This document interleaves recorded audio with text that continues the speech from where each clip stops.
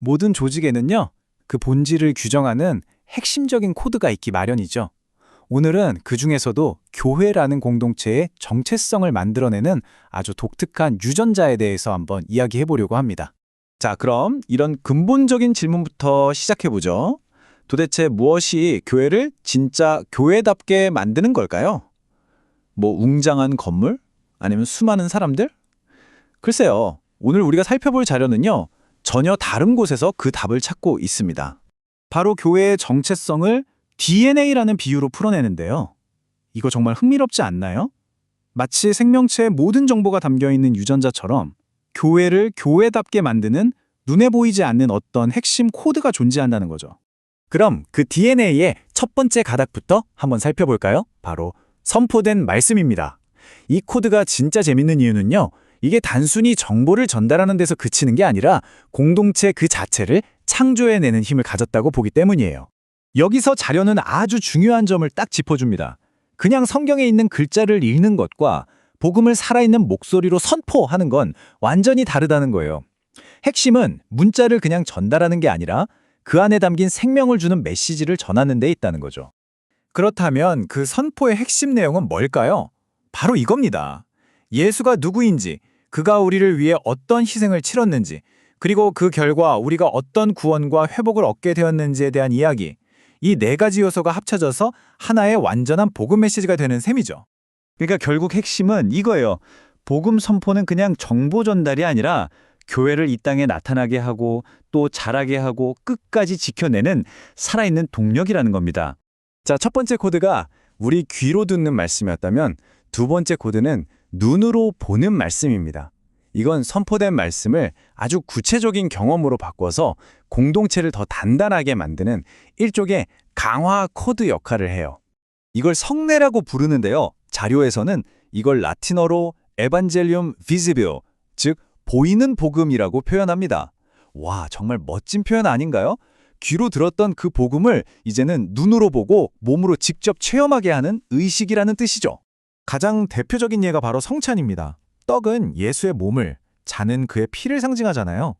이렇게 눈에 보이지 않는 추상적인 진리를 손으로 만지고 맛볼 수 있는 구체적인 상징으로 경험하게 만드는 거예요. 믿음이 훨씬 더 깊게 뿌리내릴 수 있겠죠. 이제 마지막 세 번째 코드입니다.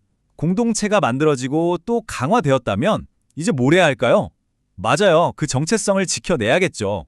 이게 바로 공동체의 건강과 순수성을 지키는 정화의 코드입니다. 이건 우리 몸의 면역 체계를 생각하면 아주 쉽게 이해할 수 있어요. 외부에서 들어온 바이러스나 내부의 병든 세포로부터 몸 전체를 보호하는 것처럼 공동체를 건강하게 유지하기 위한 시스템이 반드시 필요하다는 겁니다. 근데 왜 이런 정화 시스템까지 필요할까요? 그 이유는 간단합니다. 공동체라는 게 완벽한 사람들만 모인 곳이 아니기 때문이죠. 믿음을 가진 사람이라도 여전히 옛날 습관과 싸우거든요. 그리고 하나의 문제가 만약 방치되면 마치 바이러스처럼 공동체 전체로 순식간에 퍼져나갈 수 있기 때문입니다. 그래서 이 자료는 아주 신중한 3단계 과정을 제시합니다. 시작은 언제나 개인적으로 조용하게 권면하는 거예요. 그런데도 변화가 없다면 공동체의 중요한 의식에서 잠시 제외시키고 정말 최후의 수단으로 공동체로부터 분리하는 단계까지 가는 거죠. 여기서 중요한 건 각 단계가 처벌이 아니라 회복을 위한 기회라는 점입니다. 자, 여기서 가장 중요한 걸 다시 한번 강조할게요. 이 모든 과정의 궁극적인 목표는 결코 처벌이나 누군가에게 낙인을 찍는 게 아닙니다.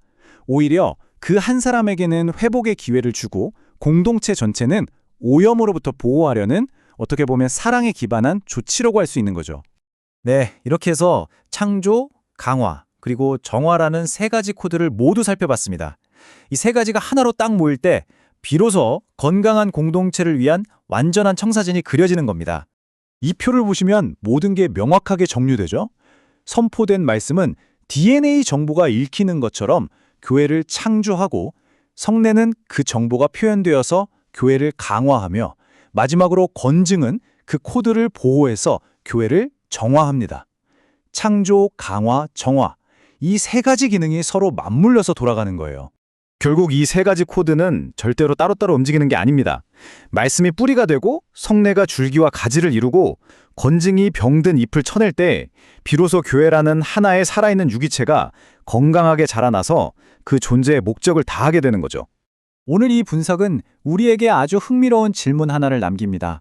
만약 이것이 건강한 공동체를 위한 하나의 청사진이라면 지금 우리가 속해 있거나 또 만들어가고 있는 다양한 공동체들의 정체성은 과연 어떤 코드로 이루어져 있을까요?